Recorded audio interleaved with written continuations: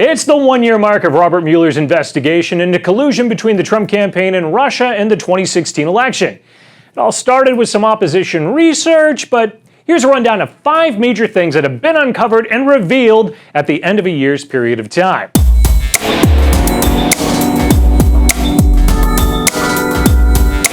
Number 5. During this year, Mueller has brought charges against 19 people, including 4 Trump campaign advisors and 3 Russian companies. Some of those charges involve money laundering and tax evasion. Trump's former campaign manager accused of laundering millions, using the cash to buy homes, fancy SUVs, and clothing. More indictments in the Mueller probe. Former Trump campaign chairman Paul Manafort and his deputy Rick Gates have been indicted for a second time, this time on new charges of tax evasion and bank fraud. But none of the charges have anything to do with Russian collusion in the 2016 election. Number 4. Reportedly, about 36 people have given interviews to Mueller's investigators. Less than 10 have given testimony to a grand jury. So if there is a smoking gun of evidence, well, as of yet, no one's heard of it. Number 3.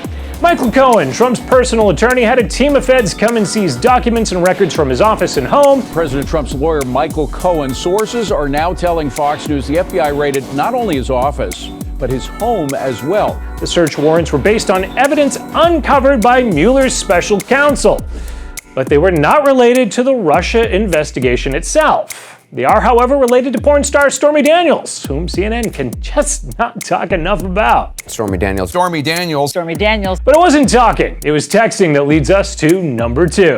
Over the year, we learned that lovebirds Peter Strzok and Lisa Page, who were part of the Mueller investigative team, well, they had to be dropped from it because they exchanged over 50,000 texts during the course of the election, many critical of Trump. These texts are among the thousands sent between FBI agents Peter Strzok and Lisa Page between February and September of 2016.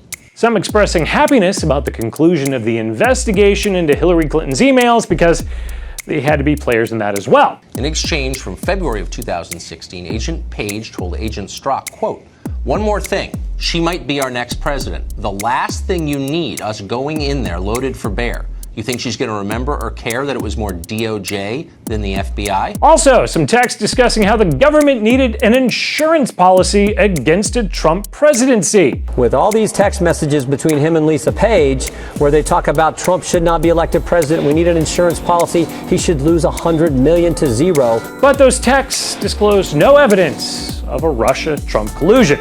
Number 1, despite the lack of any evidence, liberal media just cannot stop talking about this. Instead of reporting on evidence that has actually been discovered and disclosed, which so far is none, ABC's chief investigative correspondent Brian Ross gets suspended and then barred from covering the president after reporting false information relating to the Russian collusion investigation. ABC's lead investigative reporter Brian Ross appeared to be the one with the scoop.